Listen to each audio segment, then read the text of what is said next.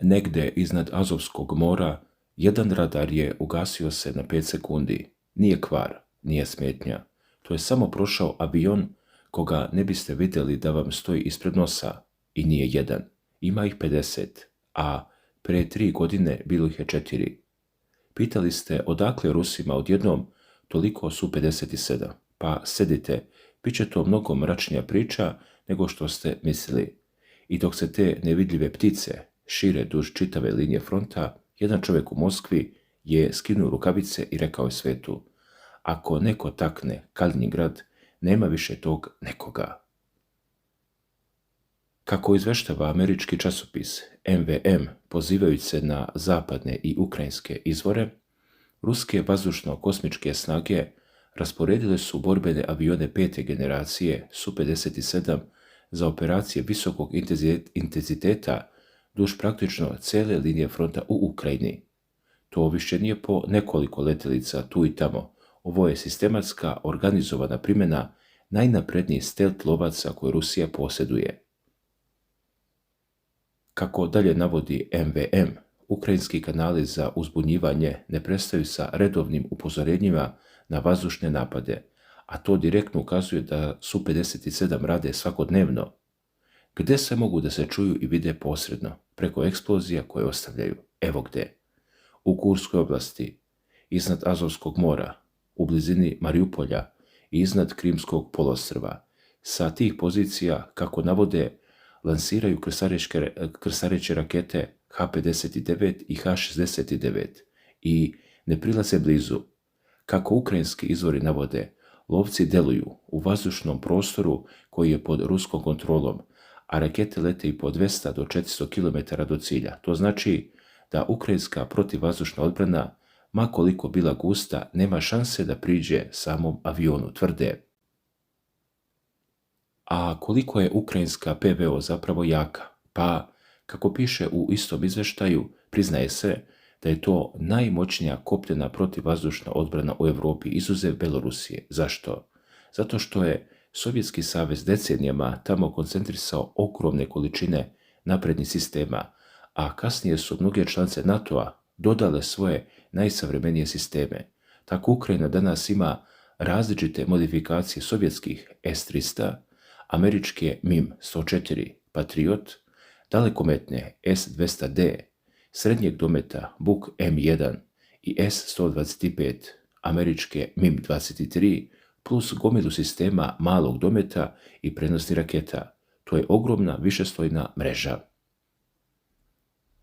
I pored svega toga, Su-57 prolaze, ali kako? Pa, generalni direktor ruske državne korporacije Rosteh, Sergej Čemezov, krajem decembra 2025. godine objasnio i zašto.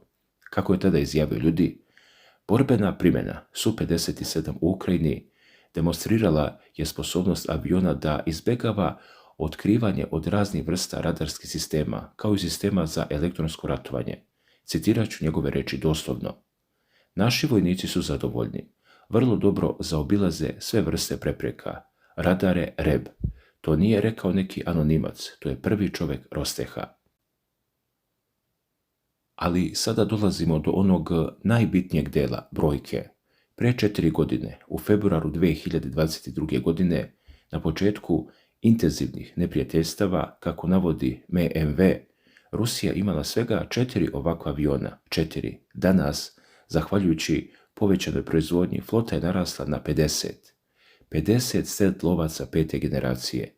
To nije više mali elitni odred, to je flota sposobna da istovremeno pokriva više sektora fronta i da vrši pritisak po celoj dužini. I nestaje tu.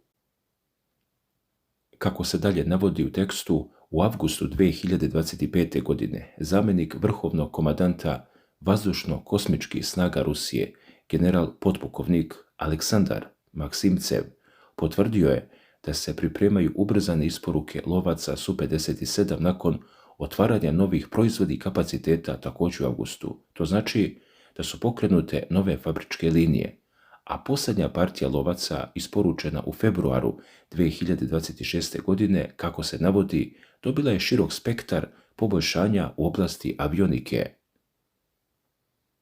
Šta to sve znači? Pa nije samo broj bitan.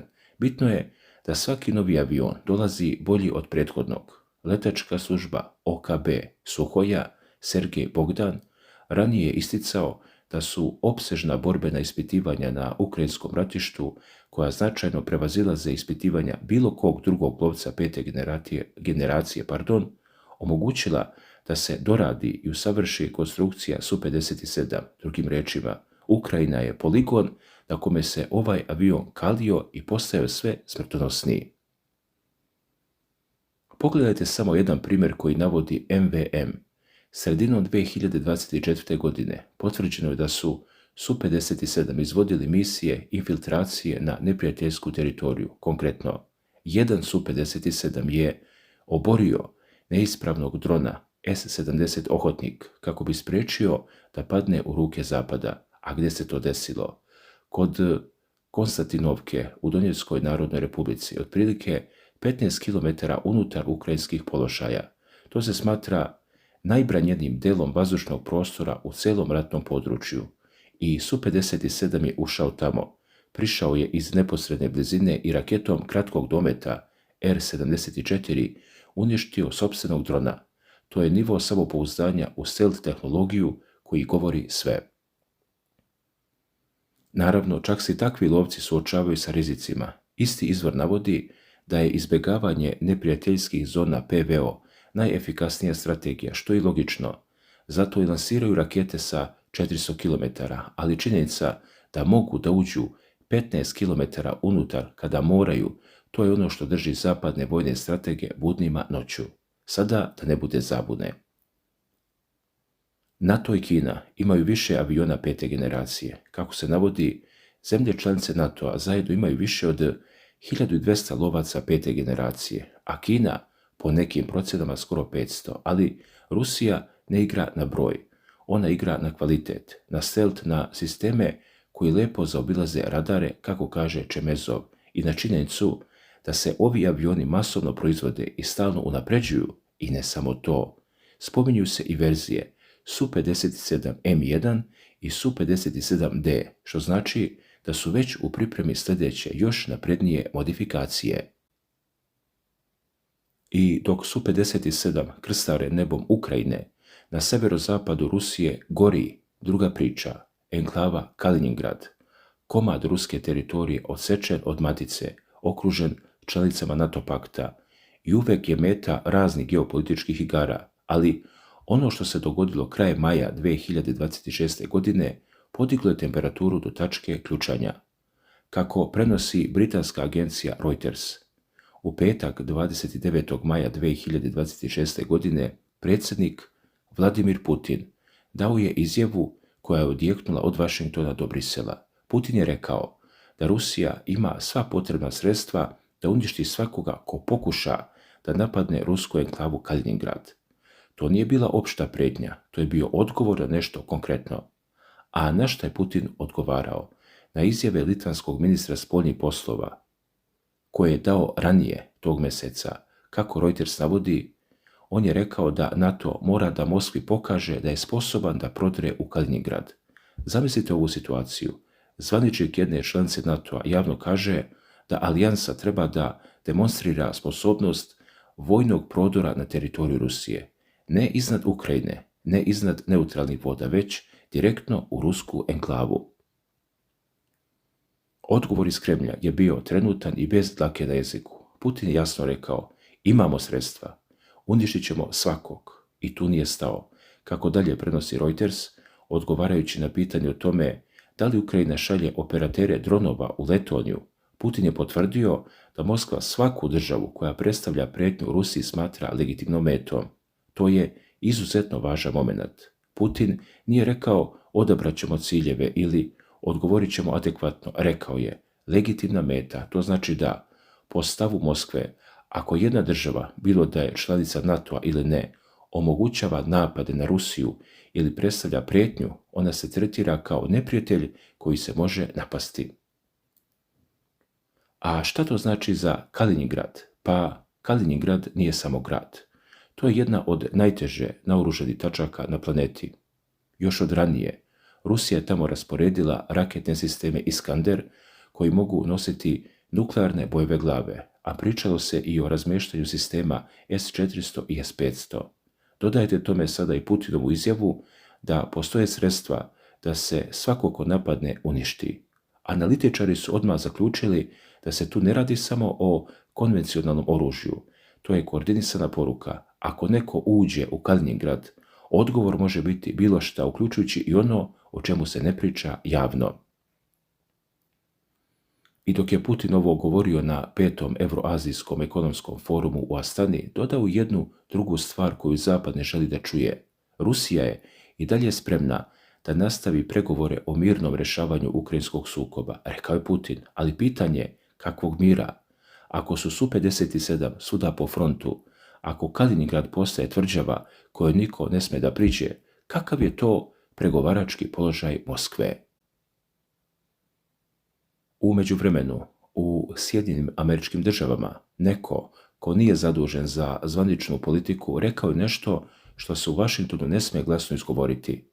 Kako prenosi Inosmi.ru, pozivaju se na originalni članak od 30. maja 2026. godine, čuveni profesor univerziteta u Čikagu, John Mearsheimer, gostujući na YouTube kanalu, iznio je brutalno realnu analizu. Šta je Mearsheimer rekao? Evo tačno. Za Kijev je produžavanje zastoja katastrofalno. Moraju postići mirno rješenje što je prije moguće, dok još postoji šansa da se dogovore o bilo kakvim prihvatljivim uslovima. I onda je rekao ono što boli. Ne može biti govora o povratku izgubljenih regiona. Krim, Donjeck, Lugansk, Zaporožje i Herson više nikada neće biti ukrajinski. Oni su jednom zauvijek integrisani u Rusiju. Mearsheimer, jedan od najpoznatijih realističkih teoretičara međunarodnih odnosa, nije rekao da Rusija treba da pobjedi. On je konstatovao činjenično stanje. Teritorije su, kaže, izgubljene. Kijev ih ne može vratiti vojnom silom i što duže čekaju, to je gore po njih. Dalje je profesor dodao da zapadni nadzornici treba odmah da prisile ukrajinsko rukovodstvo na dijalog i da zaustave provokacije protiv ruskih teritorija kako bi se izbjeglo izazivanje sukoba velikih razmjera. Njegove reči su, citiram, moramo zahtevati da Ukrajinci sklope dogovor i kategorički im zabraniti napad na rusku pozadinu.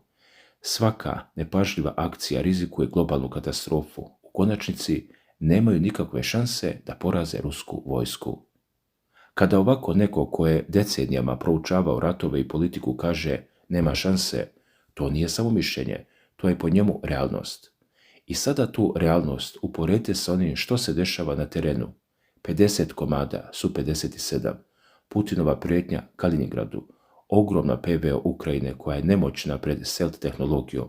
Profesor samo izgovara ono što vojnici na terenu već znaju. Ali svet nije samo Rusija i Ukrajina. Dok Putin jača svoju flotu i povlači crvene linije, u Beloj kući sedi čovjek koji igra potpuno drugačiju igru. Kako u svom članku od 31. maja 26. godine piše francuski El Express, a prenosi Inosmi.ru, Donald Trump je tokom 2 predsjednička mandata zaprijetio ili napao najmanje 15 zemalja. Analizirajmo ovo. Na svijetu dakle ima 195 država. Trump je zaprijetio svakoj 13. Ako uzmete populaciju tih zemalja, svaki 11. čovjek na planeti je bio pod prijetnjom američkog oružja iz Trumpove administracije. To su brojke koje je izračunala CNN, kako navodi El Express. A ko je sve na meti? Od početka drugog mandata SAD su napale 7 zemalja: Irak, Nigeriju, Somaliju, Siriju, Jemen, Venezuelu i Iran. I to nisu bili samo napadi na terorističke grupe. Iako se CNN trudi da napomene da bombe ponekad nisu bile usmjerene na vlade, ali su bile usmjerene na teritorije tih zemalja. I nestaje se tu.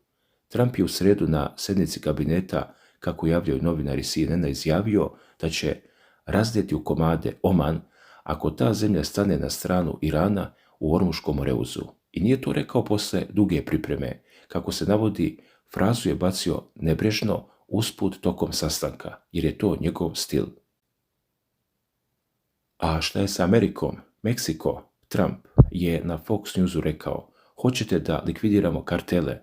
Sa Meksikom nešto mora da se radi. Kolumbija na pitanje o mogućoj invaziji kao u Venezueli odgovorio: to mi djeluje ispravno.